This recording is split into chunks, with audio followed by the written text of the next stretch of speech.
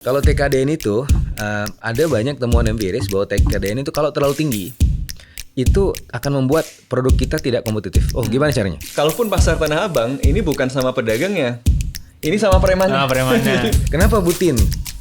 Ini hipotesis saya. Karena gini, Trump itu nggak ngasih tarif buat Rusia loh. Iya.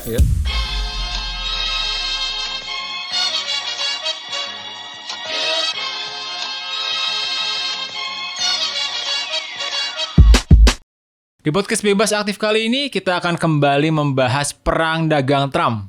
Dan pada hari ini selain saya Ikhlas Tawazun dan Mas Sofwan, kita kedatangan Mas Fitra Faisal, dosen ekonomi dan pengamat perdagangan internasional. Demand-nya lagi tinggi. Jadi tinggi. Kita ini agak kesulitan juga ngatur jadwalnya. Alhamdulillah menyempatkan waktunya. Penting, karena kita butuh ahlinya untuk membahas. Oh, siap. Sekarang kita nggak perlu ahli lagi itu. Tawar-tawar Tanah Abang aja udah. Udah bisa ngomong semuanya nih. Ya, dan speaking of ngomong-ngomong, bahwa dari tarif Trump ini kan dia bilang sudah ada 75 negara yang kemudian bernegosiasi dengan Amerika Serikat. Kiss my ass ya. Dan salah satu negara yang pertama diajak bernegosiasi adalah delegasi dari Indonesia. Karena sekarang per 16 Maret ya kemarin sudah sampai ada Menko Perekonomian. Ya nggak sama Trump langsung, sama menteri-menterinya juga. Tapi ya ini kan kita tahu adalah respon terhadap penerapan tarif resiprokal dari Trump itu kan, yang meskipun sudah dikurangi tapi masih berlaku 10% bagi seluruh negara kecuali Cina. Nah, bukan dikurangi, ditunda. Ditundanya kan tarif yang aslinya yang sekarang berlaku 10%. Baseline-nya 10%. Baseline-nya 10%. Yang resiprokal ditunda. Yang resiprokal ditunda, harusnya kita 32% Indonesia. Nah, dan dalam respon itu selain delegasi Indonesia dikirimkan juga sudah banyak ya, kayaknya beberapa pernyataan yang diberikan baik di level tertinggi, baik dari presiden hingga menteri-menteri yang kayaknya ya menunjukkan kartu-kartu Indonesia untuk menghabis Amerika Serikat. TKDN mau dihapus, kita mau membeli barang-barang Amerika kuota dan lain sebagainya. Ya, kuota dihapus. Membeli barang Amerika Serikat 19 miliar. Defisitnya 19 miliar. Dia mau belinya kata Erlangga 318 triliun. Mau beli barangnya. Iya, 19 miliar itu ya? Oh iya benar. 19 miliar US dollar. Kurs makin jatuh, jangan lupa. Ya, nah jadi kira-kira dengan pendekatan tersebut gitu ya. Karena kan kita lihat respon terhadap ini ya, ada negara-negara yang justru membalas seperti Cina, tapi ada juga negara yang kemudian antusias bernegosiasi seperti Indonesia. Nah, dalam outlook itu dulu, Mas Fitra, kira-kira respon Indonesia ini gimana sih terhadap tarif Trump? Ya, saya rasa Indonesia sudah cukup tepat ya. Bahkan kalau kita put di di table ya. Jadi ada beberapa cluster tuh. Cluster yang melakukan negosiasi. Ya. Indonesia itu sudah masuk cluster yang sudah menawarkan konsesi. Ada cluster yang lagi pikir-pikir untuk retaliasi EU. Ya. Ada cluster yang sudah melakukan retaliasi China dan Kanada. Ada satu cluster lagi yang no retaliation diklasifikasikan, yaitu Meksiko. Okay. Nah, nanti kita akan jelaskan nih, juga terutama posisi EU. EU ini menarik ya. Nanti secara hubungan internasional kita juga bisa bahas tuh. Wow. Nah, tapi mungkin kita lihat dulu dari sisi ini ya, tarif resiprokal. Mungkin untuk refresh lagi, mungkin jamaah podcast kontekstual ini mungkin ada yang belum paham ya. Resiprokal itu apa sih? Resiprokal itu kalau ingat zaman si Pitung ya, kalau lagi berantem gitu sama Belanda, dia bilang lo jual gue beli gitu kan.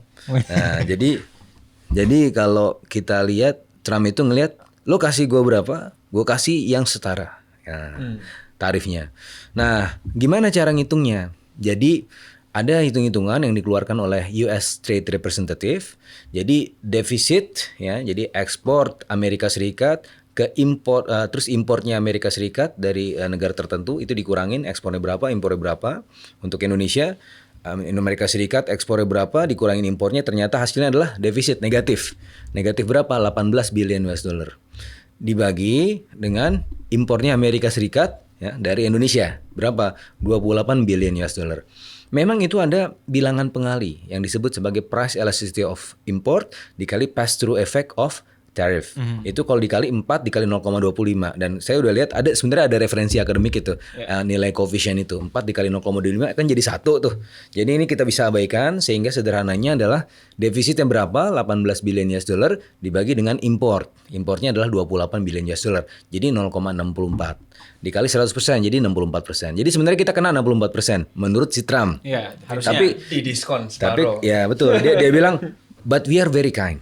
Nah, kita kasih diskon. Ya, jadi kayak di Tanah Abang. Ya, kita kasih diskon ini best price ya. 32%. Nah, padahal kalau hitung-hitungannya kalau kita bicara mengenai hitungan tarif di WTO itu ada MFN Most Favored Nation, ada bound tariff ya. Itu terus ada weighted average tariff ya. MFN bisa dibilang yang paling bawah, bound yang paling atas thresholdnya, tapi ada weighted average tariff. Nah biasanya kita hitung kan weighted average tariff untuk Indonesia ke US berapa sih? 4%. Bahkan US menerapkan 5% jauh 1% lebih tinggi dibandingkan dengan Indonesia. Nah jadi kalau balik lagi perhitungan tarif ini perhitungan tarif yang kalau katanya Ustadz di di sholat Jumat begini kan kalau khotbah. Wa kullu bid'atin dolalah wa kullu dolalatun finnar. Jadi bid'ah. Nah, yang bid'ah itu katanya dolalah sesat. Kalau sesat itu masuk neraka. Jadi seharusnya itu Trump itu masuk neraka. Karena dia mengada-ngada. Nah, aliran sendiri. Iya, jadi memang itu tidak ada referensinya. Jadi bidang saya PhD di bidang international trade. Lebih spesifik lagi bukan hanya international economics tapi international trade. Itu belum pernah dapat hitung-hitungan yang seperti itu. Bahkan kemarin kebetulan profesor saya sempat datang, Profesor Sujiro Urata dari Waseda University. Saya komplain, Sensei, ini seumur umur Anda belum pernah mengajarkan saya hitung-hitungan seperti ini. Textbook mana yang saya lupakan? Saya lupa baca textbook yang mana. Ternyata Sensei bilang ya memang nggak ada, ya nggak ada itu diajarin. Ya, makanya Bu Sri Mulyani di acara Sarasehan dan ekonom dan pengusaha waktu itu saya di belakang ya. Jadi banyak tuh ekonom dan pengusaha kayak rombongan sirkus itu kita di belakang. Itu Bu Sri Mulyani bilang gitu sampai mau nangis. Ini dulu World Bank hadir setelah Perang Dunia Kedua. Ada WTO, ada IMF. Sekarang semua buyar. Ya, rule based system udah buyar katanya Bu Sri Mulyani. Terus nggak berhenti di situ lagi. Jadi beliau melanjutkan begini. Ini hitung-hitungan tarif saya rasa ekonom juga tidak ada yang tahu nih cara menghitungnya seperti apa. Maka ini kan ditunjukkan ada ketua IC itu ada Pak Peri Warjio.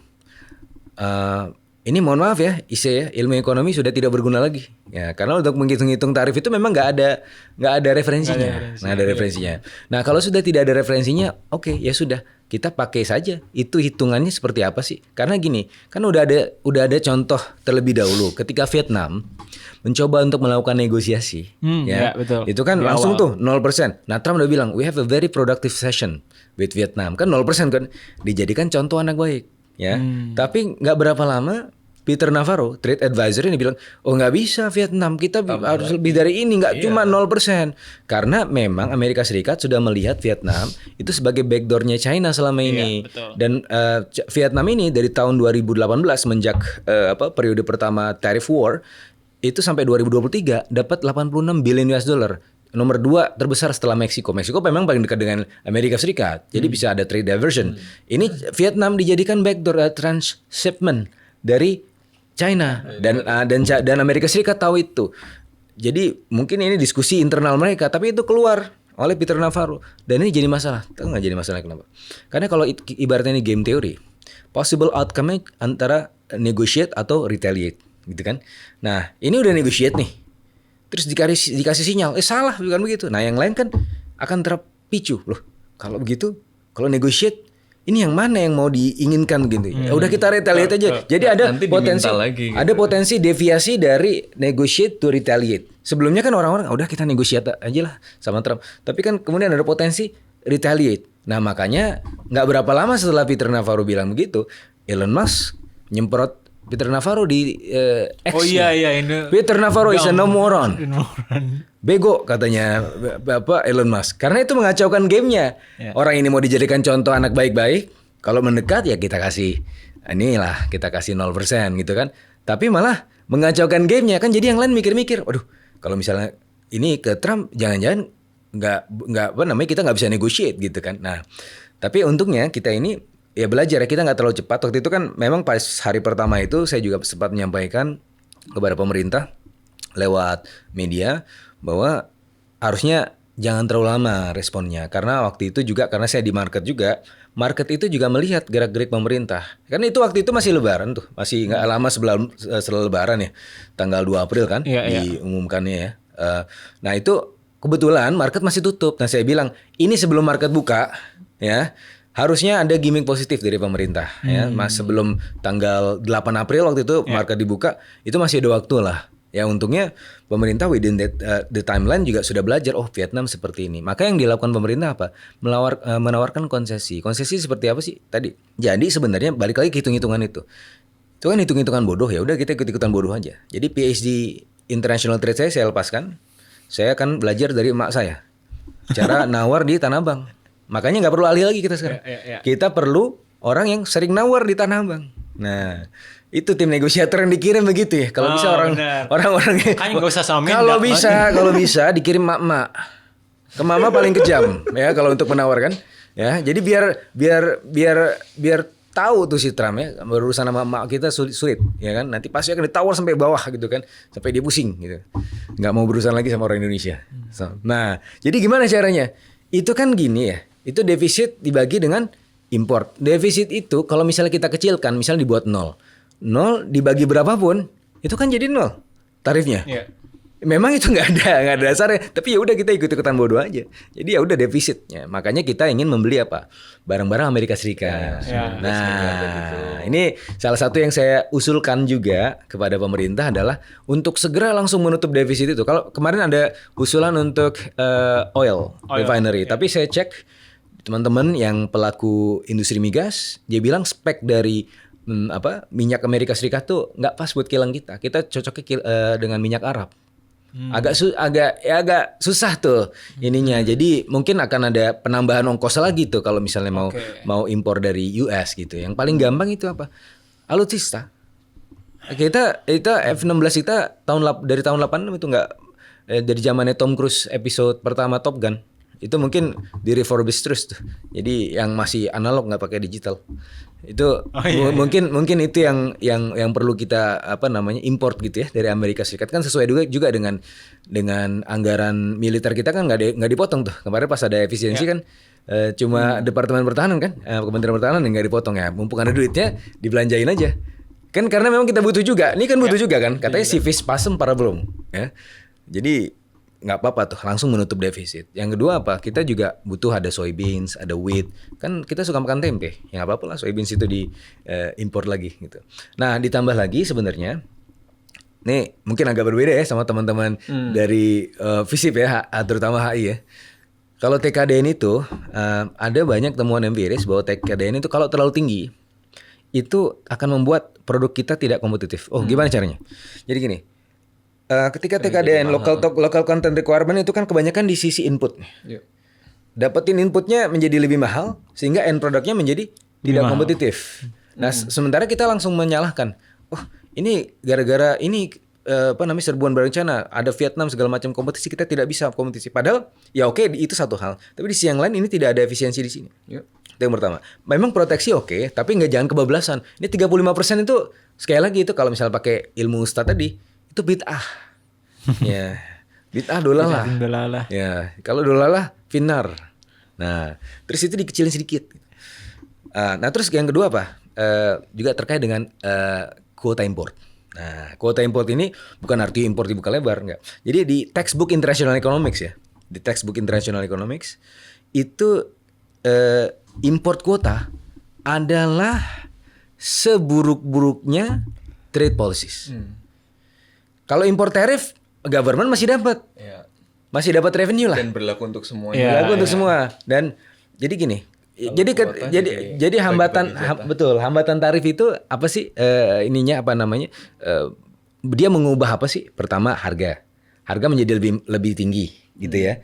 Nah ketika harga menjadi lebih tinggi, yang dirugikan pertama kali siapa? Konsumen, karena consumer surplusnya itu diambil. Jadi consumer surplus itu apa sih? Willingness to pay kita sekian, ya kan? Ini harganya sekian. ya kan? Ini harga awal nih. Tapi ketika tarif itu ada atau hambatan perdagangan itu ada, maka harganya menjadi sekian. Jadi surplus yang seharusnya tebal jadi tipis. Gitu. Ini dengan willingness to pay batasnya. Nah, terus yang kedua, produsen untung nggak? Untung. Nah, untung. Jadi kan karena memang itu untuk proteksi, maka ada keuntungan juga buat produsen.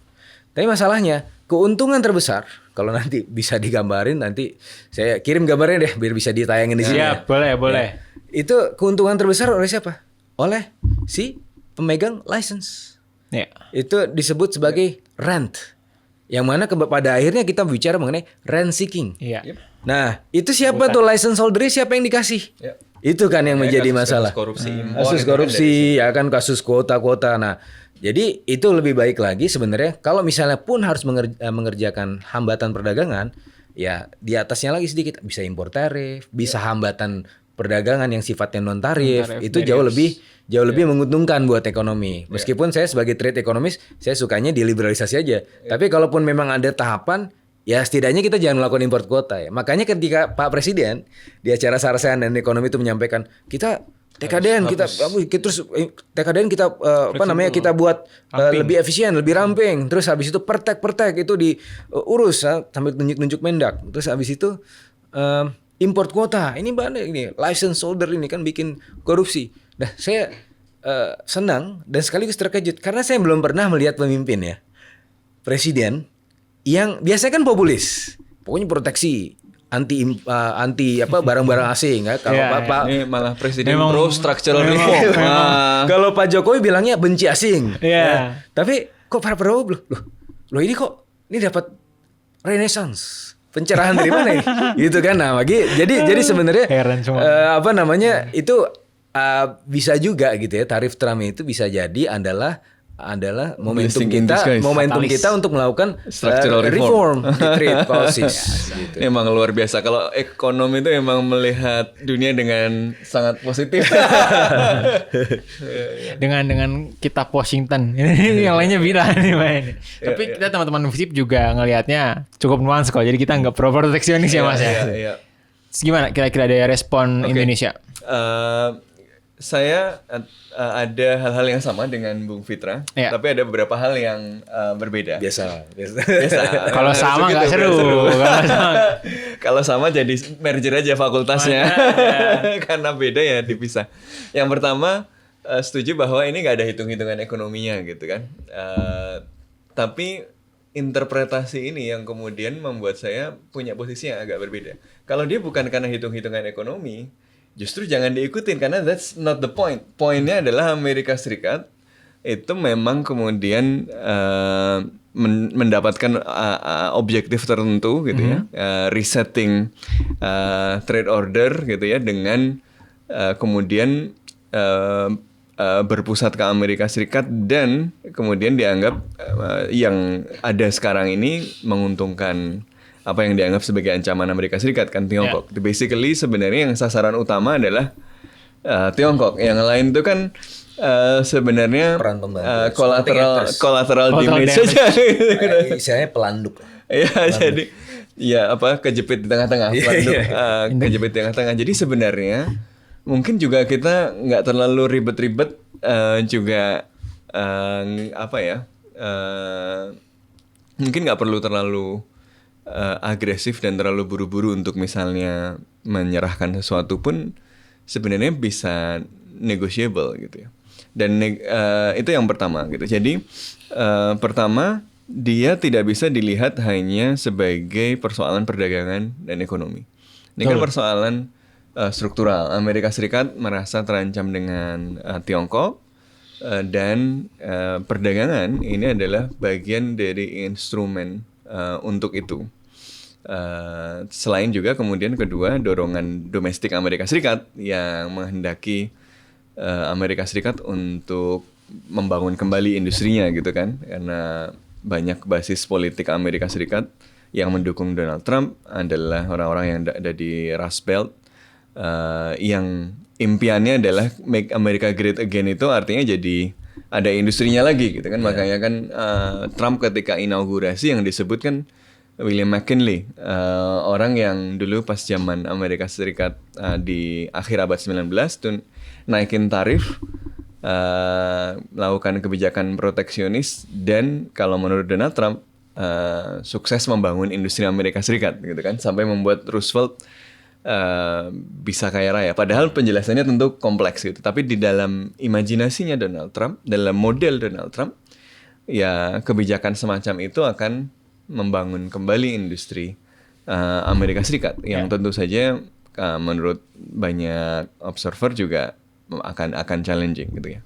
Itu yang pertama. Jadi ini bukan semata soal hitungan. Memang nggak ada rumusnya, dan karena nggak ada rumusnya, kalau saya justru sebaiknya kita nggak perlu ikut-ikutan juga gitu. Jadi kalaupun kita ngasih defisit pun, Amerika Serikat nggak akan melihat itu sebagai hal yang penting, karena kalkulasi utamanya bukan itu gitu. Poinnya bukan soal Indonesia itu menyebabkan Amerika Serikat defisit. Rumus itu sendiri dia tetapkan secara arbiter gitu. Rumusnya itu sendiri dia tetapkan dengan sembarangan gitu kan. Makanya itu yang kemudian membuat kalau kita terlalu serius dengan hitung-hitungan itu, mungkin malah jadi masalah gitu loh. Makanya tadi I'm critical to our current response yang tadi Bang Fitra sebut, dengan menawarkan kita menutup defisit, karena mungkin poinnya bukan itu gitu. Ya tadi mau hitung-hitungannya aja arbiter gitu. Kemudian yang kedua, mungkin ada asumsi yang salah gitu soal permainan yang sedang dimainkan. Game theory itu kan ada asumsi yang harus dipenuhi. Game theory itu cuma jalan kalau aktornya rasional, melakukan random action, jadi Bayesian. Jadi memang kalau dalam model game theory itu nggak bisa dimodelkan dalam Prisoner's Dilemma. Kalau dalam Prisoner's Dilemma semua aktornya rasional. Nah ini kalau menurut Nuril Rubini ini adalah strategi chicken game. Jadi siapa yang ya kan kita nggak tahu dia mau ngesot atau enggak gitu kan, benar itu. Tapi kalau lanjut tabrakan, kalau nggak lanjut yang kalah, yang minggir duluan kan yang kalah gitu kan. That's the issue gitu kan. Nah kemudian yang ketiga mungkin analogi pasar yang tadi itu juga kurang pas. Kalau pasar saya lebih Tanah Abang. Pasar Tanah Abang. Ini kalaupun pasar Tanah Abang ini bukan sama pedagangnya, ini sama premannya. Premannya. Jadi ya kan ketika kasih duit keamanan. Exactly. Tapi beda cara bernegosiasi dengan pedagang dengan cara bernegosiasi dengan preman. Tapi preman itu pasti takut sama mak-mak, makanya kita kirim mak-mak. Tapi that's the point gitu. Jadi alih-alih melihat ini sekedar sebagai negosiasi dagang, ini adalah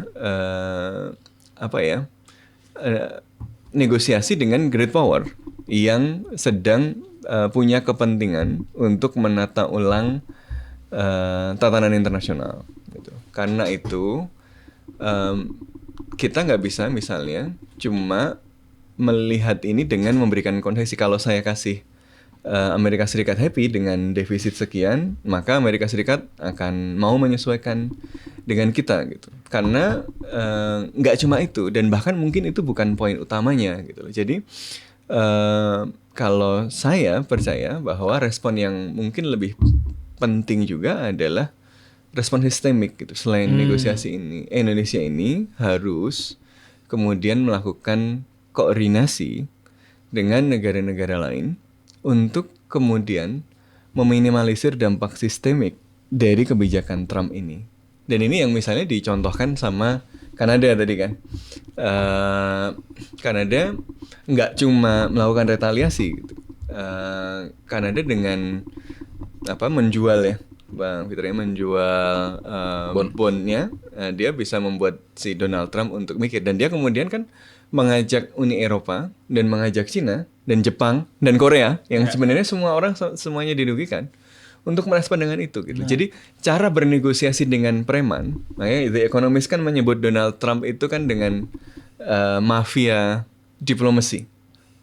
Dia diplomasi ala mafia. Mafia itu atau preman itu takut dengan kalau kita kalau ada kekuatan lain yang kemudian bisa sama-sama preman lah. Sama-sama preman dia gitu. Sebenarnya takut sama Putin. Ya itu artinya jadi sebenarnya responnya bukan justru kita nawarin yang dimauin gitu. Kalau bayangan gue ya, kalau bayangan saya responnya bukan kita malah yuk ini tapi gini, ini ya. namanya perjanjian Hudaybiyah. Nah, kenapa disebut perjanjian Ini luar biasa beneran jadi ini ya kultum kita ini. Benar. Jadi ini kenapa perjanjian? Karena kan saya pernah menjadi instruktur salah satu di Kemenlu untuk perunding perdagangan internasional dalam konteks ini kita mau negosiasi hitung-hitungan seperti apa gitu kan. Nah, dalam beberapa konteks saya menjelaskan salah satu contoh perundingan atau perjanjian Hudaybiyah. Kan seakan-akan itu rugi tapi sebenarnya menang jangka panjang. Tapi sebenarnya menang karena kita harus melihat jangka panjangnya juga kan kalau dalam konteks seperti ini kan. Jadi kan bagaimana Makkah dan Madinah itu terkonvergensi ya karena mereka saling mengerti satu dengan yang lain ya. Karena kan waktu itu kan orang Madinah kalau ke Makkah itu ditahan dulu berapa tahun nggak boleh balik ke Madinah. Terus kemudian orang Makkah kan boleh bolak-balik kan. Sehingga kan ini merugikan sekali kan buat buat para sahabat ngeliat ini gimana ini kok perjanjian model apa, tapi Rasulullah bilang ya tenang aja, lihat saya lebih tahu daripada anda sekalian. Akhirnya kan yang terjadi apa? Orang Madinah yang di Makkah yang nggak boleh balik-balik itu akhirnya menyebarkan kebaikan.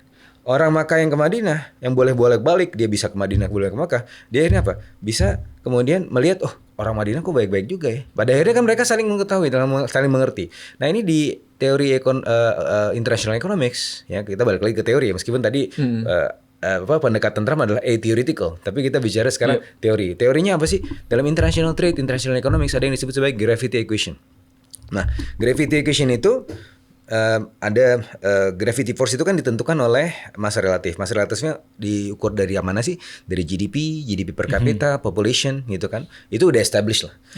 Terus yang bawahnya apa? Bilangan pembaginya ya. Jarak itu ada jarak relatif, ada jarak ada jarak geografis, ada jarak non geografis. Nah, jarak geografis itu no longer relevant pada saat sekarang ini kan. Yang menjadi masalah adalah jarak non geografis. Apa saja?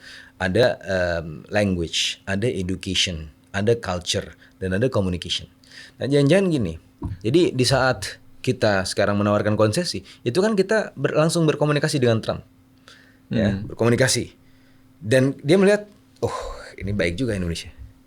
Ya kan? Dan dia mungkin mengerti. Nah kemarin itu saya bicara di teman-teman industri halal.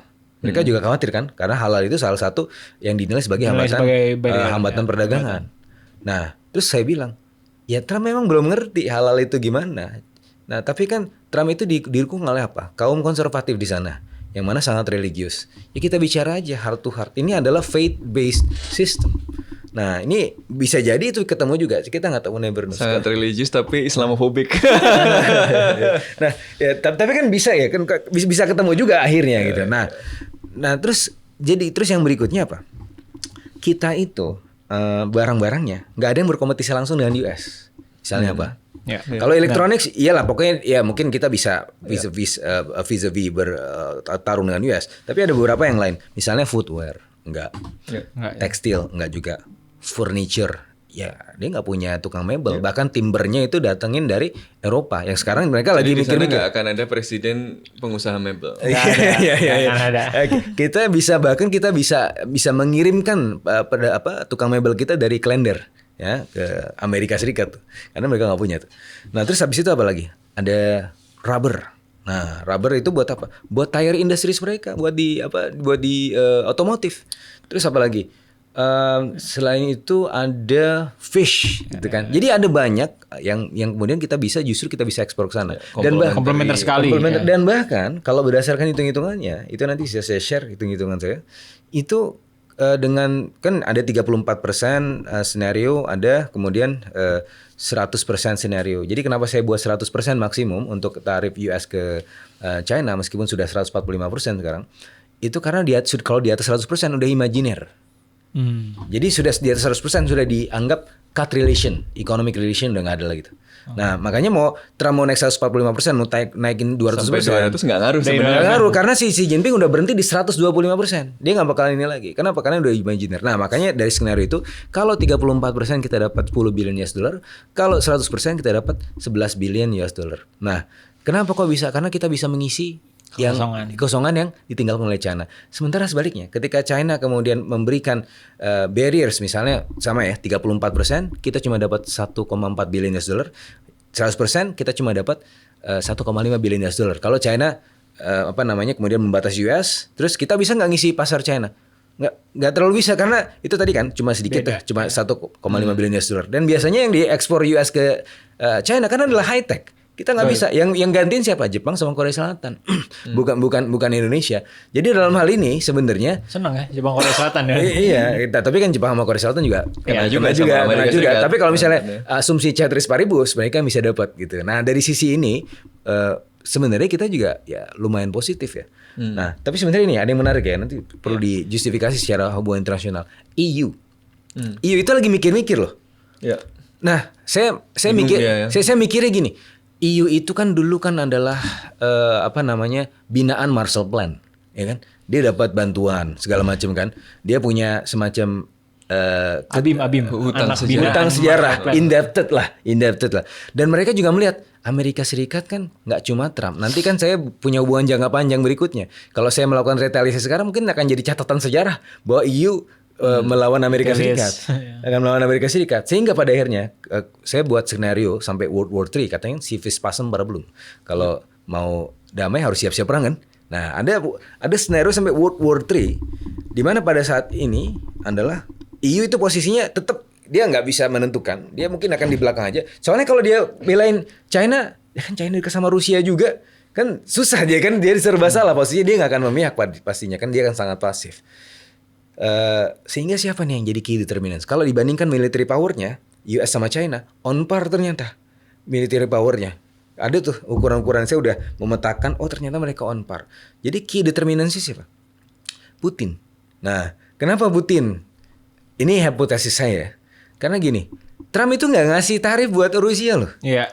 Kalau kita lihat hitung-hitungannya, saya coba hitung. Kalau pakai hitungannya Trump, itu harusnya Rusia dapat 82%, di diskon jadi 42%. Tapi dia nggak kena. Padahal ada daerah yang isi penguin itu kena tarif.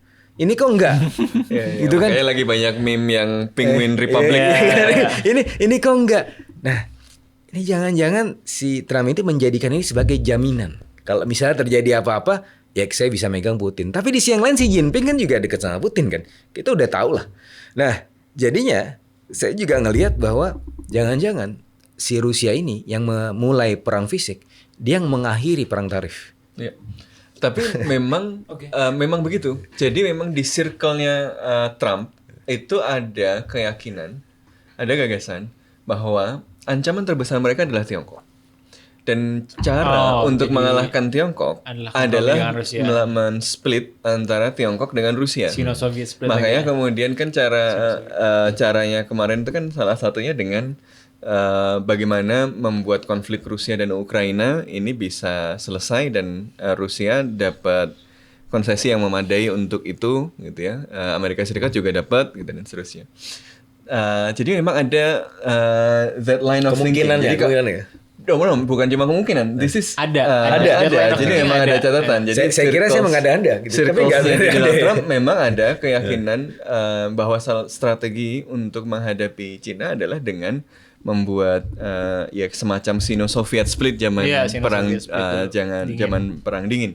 Waktu itu kan juga begitu. Ketika Amerika Serikat menghadapi Soviet, cara untuk kemudian melemahkan Soviet adalah memperlebar jarak antara Cina dengan Soviet. Makanya ada pingpong diplomasi. Kalau dulu yang ditarik ke orbitnya Amerika Serikat Cina, gitu kan. Cina itu kan tadinya dikeluarkan dari arsitektur ekonomi yang dibangun oleh Amerika Serikat pasca Perang Dunia Kedua kan. Makanya Jepang itu kan nggak boleh ekspansi ekonominya setelah perang itu ke Cina. Jadi dia jadi bulwark against communism, ekspansi ekonominya untuk bangun basis produksinya ke Asia Tenggara. Ini yang kemudian kita dapat sebagian jatah kan. Makanya ada triangular economic relations kan. Jepang ke Asia Tenggara, ke Amerika Serikat. Ini kan yang terbangun. Tapi ketika Amerika Serikat itu mau melemahkan Soviet, Cina kan kemudian dimasukkan.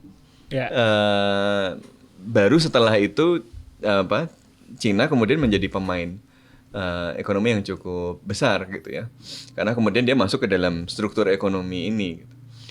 Nah, that line of thinking itu memang kemudian cukup populer di orang-orang di sekitar Donald Trump. Makanya kelihatan memang dia mencoba menciptakan split antara Cina dan Rusia. Cuma ya itu tadi, ini antara preman dan preman gitu kan. Siapa yang ini antara grip sama PP lah ya. Iya, Grip, ya, sekarang ini grip. kan siapa yang dapat apa dengan bluffing seperti apa gitu kan. Ini kan bluffing, ya sih kan game juga gitu. Maksudnya siapa yang kemudian mundur duluan, takut duluan, ngasih konsesi duluan, yang kalah gitu loh. Iya, Jadi iya, iya. makanya kan si Jinping juga masih bluffing aja, walaupun Cina berat juga nih kan, sebenarnya kena juga kan. Oh iya, Cina itu kalau dari simulasinya itu memang lebih berat daripada Amerika Serikat. Jadi dengan 100% tarif saja itu mereka rugi 530 billion US dollar dari sisi trade aja ya. Tapi kalau dari Amerika, mereka kalau misalnya China dengan yang sama cuma 120 billion US dollar. Gitu. Jadi sebenarnya dalam game ini yang pertama kali langsung kalah itu sebenarnya China. Tapi kan sebenarnya lebih kompleks daripada itu. Makanya gamenya itu kan nggak cuma perdagangan tadi gitu. Makanya dia siap stomach. Iya, stomach the pain. Kesakit itu gitu masalahnya. Tapi sekarang juga Trump bahkan nerapin exemptions itu kan terhadap barang-barang yang sebenarnya cukup high value juga gitu. Nah, itu sebenarnya menarik ya. Karena saya dalam penjelasan saya dalam tentang reciprocal tariff itu, saya kemudian memulai dengan motivasi Trump ya. Pertama memang dari sisi influence Amerika Serikat sudah mulai digantikan ya oleh China ya dari sisi influence ekonomi. Tapi yang lain adalah kenapa sih Trump bisa seberani itu? Karena kalau kita lihat ukuran food sufficiency di Amerika Serikat, itu sangat food sufficient. Jadi kalau misalnya kita bicara nih, kalau bicara mau perang fisik, mau perang tarif, yang paling penting kan perutnya dulu kan. Perutnya dulu. Aman. Ketahanan pangan itu yang sekarang itu Amerika Serikat jauh mengungguli China, bahkan gitu ya. Tapi di Amerika Serikat sendiri sebenarnya nggak semuanya cukup oke, karena yang paling oke itu yang di Southern. Yang di northernnya itu nggak terlalu oke, nggak terlalu food sufficient. Yang di bawah agrikultur ya. Betul. Dan itu adalah main konstituensi kan di bawah, ya kan? Betul. Nah, tapi kemudian kenapa Trump kemudian agak tone down ya kemarin ada exemptions karena ternyata ya ada faktor lobby. Kan ini kan main sponsor dari Trump itu adalah Tech Boys.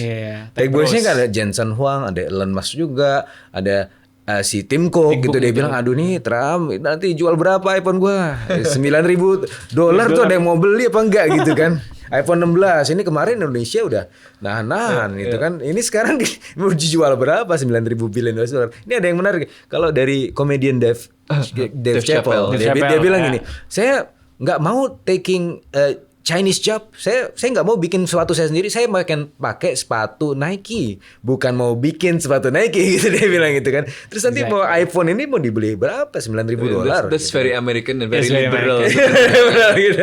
Let's make it. Nah, oke. Sorry, sebelum kita move, aku mau circle back dulu tadi. Kan bahwa kondisi sekarang ini kan yang diperhatikan dari ada tarif yang berbeda-beda ini kan bahwa ada trade diversion, ada loss of trade gitu kan. Nah, tapi dengan kondisi yang sebenarnya tarif 10% semua kecuali Cina, berarti kecuali excluding China ya sebenarnya nggak begitu ada trade diversion dong. Nggak begitu ada loss actually in the Indonesia ataupun other countries on the trade. Jadi gini, dalam konteks diversion ya. Tetap aja ada diversion karena kan kalau misalnya si US itu habis itu membatasi China lewat tarif tersebut, pasti kan harus ada yang menggantikan. Nah, itu kan jadi trade diversion gitu kan. Memang sekarang konfliknya cuma antara US sama China karena yang lain itu kan yang sebenarnya nggak terlalu penting buat US kan. Dari dulu memang ya ke China ya memang kan. China, tapi sekarang kan sepertinya dilebarkan ke front-front yang lain supaya nggak kelihatan ini musuhan banget sama China, mungkin gitu ya. Jadi ini semuanya sama gitu kan, nggak cuma China. Tapi kemudian frontnya dibuat jauh lebih signifikan dengan China sekarang. Jadi trade diversion itu tetap terjadi. Ya. Apalagi kalau misalnya frontnya cuma dibuat US sama China aja. Itu kita bahkan bisa memanfaatkan peluang-peluang baik yang berasal dari China maupun berasal dari Amerika Serikat. Karena begini, kalau kita lihat dari market sekarang, market itu melakukan de-risking. De-risking dari mana? De-risking dari US, de-risking dari China. Sehingga apa? Mereka memutuskan untuk melakukan realokasi industrinya. Relokasi ke tempat yang mana? Tempat yang netral. Aman, ya. Tempat yang netral di mana? Di ASEAN.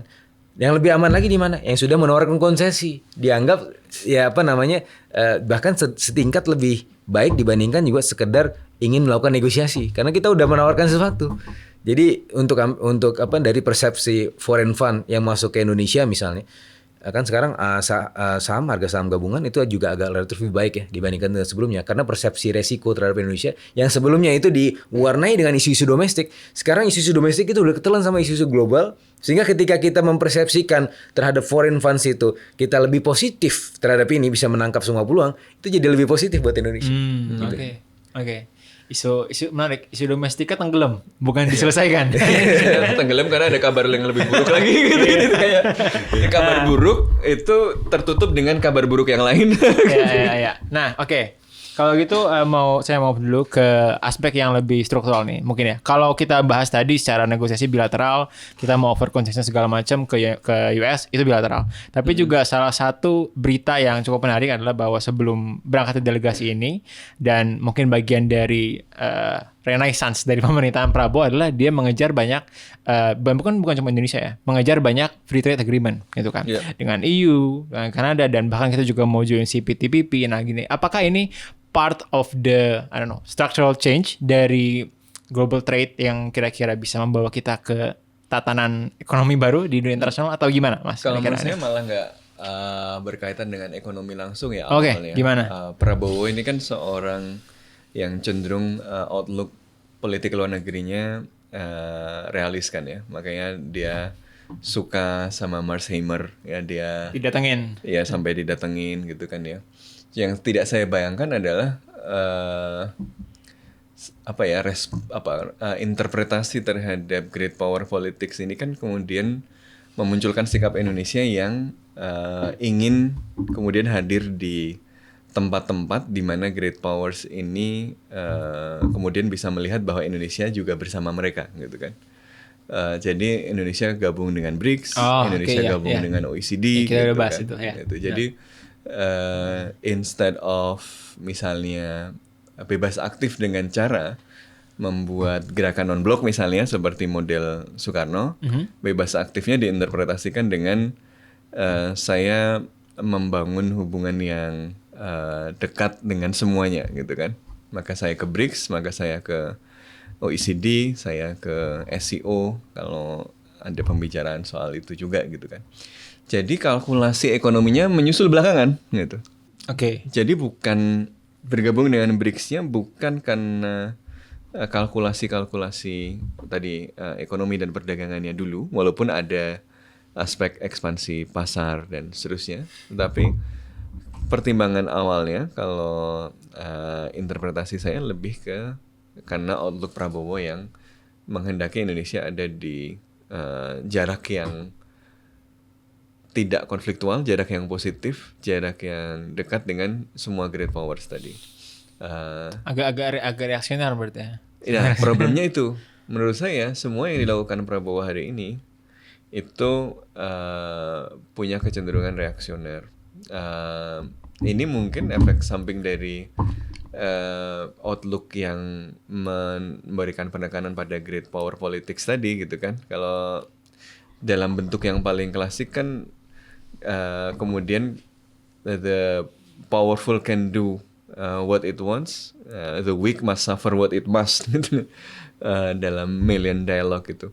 Jadi masalahnya apa ya kita menginternalisasikan itu gitu ya. Apa ya kemudian kalau yang kuat minta begini kemudian kita kasih gitu ya. Apa ya kalau cara yang kemudian cara kita menavigasi great power politics ini adalah dengan mencoba ikut semuanya gitu.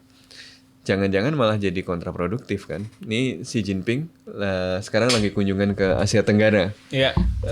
Vietnam, kita belum Kamboja, dikunjungi dan Malaysia. Ya, yang dikunjungi adalah Vietnam, Kamboja, dan Malaysia. Maksudnya, tapi apa sih interpretasinya itu? Nah ini kan yang macam-macam. Apakah kemudian Indonesia yang kemarin sama Cina juga sudah ngasih konsesi loh? Indonesia kan sama Cina yang pernyataan waktu itu China kan retaliasi. Joint development bukan. Yang mana? Dulu awal dulu. Ya. Bukan yang sekarang. Trade. Bukan. Ini gambar bahwa Indonesia itu coba menyenangkan China. semua great powers gitu loh. Sama Cina. Oh yang dulu yang yang kasus Laut Cina Selatan itu yang ada joint development itu frase yang sebelumnya nggak pernah kita pakai gitu ya, tiba-tiba dipakai gitu. Terus sama Amerika Serikat juga responnya begitu. Jadi ada kesan gitu kalau kita lihat jadi easy going apa ya? Easy boy gitu ya. Jadi di tengah dunia yang ditandai dengan pertarungan para preman, ini malah justru ada orang yang sama semua preman ya ser-ser gitu, gampang diporotin. Nah itu yang paling saya khawatirkan itu Bang. Jadi dia harus dilihat dalam gambar itu gitu. Jadi jangan sampai kita menginternalisasikan keyakinan bahwa the weak must suffer what it must gitu. Nah kalau kita menginternalisasikan nilai itu, menginterpretasikan dunia kita sebagai dunia yang ditandai dengan great power rivalry, dan kita melihat diri kita sebagai lebih lemah, dan karena itu ya mau tidak mau kita harus menyenangkan para great powers ini, ya kita diporotin terus gitu loh. Jadi takutnya nih kalau kita sebentar-sebentar kemudian ngasih konsesi langsung luar biasa besar, nanti diporotin lagi gitu. Oh ini gampang nih anak ini nih, nanti sama Amerika Serikat diporotin, sama Cina diporotin, nanti habis kita gitu. Habis. Tapi gini sih, mungkin ada penjelasannya gini. Kenapa Vietnam? Karena Vietnam yang disebut secara spesifik oleh Trump kan. Yeah. I like them, they like me, gitu kan katanya si Trump. Tapi ini ketinggian. Terus habis itu dari list itu kan sebelumnya ada China, terus habis itu ada Indonesia, Malaysia gitu kan. Ini sama nih, satu klaster yang mungkin Trump bingung, ini dua ini ngapain ada di sini gitu. Terus langsung ke Kamboja. Kamboja itu kan 90% ya. Nah, jadi dari sini kesamaannya adalah Vietnam dan Kamboja ya karena memang dia specifically dimension. Terus kenapa ada Malaysia di situ? Nah, mungkin nih kalau misalnya saya coba petakan tadi ya. Jadi ya, Indonesia adalah kalau dibanding Malaysia, Indonesia sudah posisinya menawarkan konsesi. Malaysia belum. Malaysia baru negotiate. Jadi sebenarnya mungkin saja si Jinping juga melihat itu. Oh, ini yang paling sama saya nih, dan yang menjadi backdoor China selama ini kan ya memang Vietnam sama Kamboja kan. Tapi kenapa Malaysia? Karena Malaysia mungkin dalam hal ini ya masih belum firm. Ya dia masih trying to negotiate. Malah bisa digoyang-goyang. Trying to negotiate.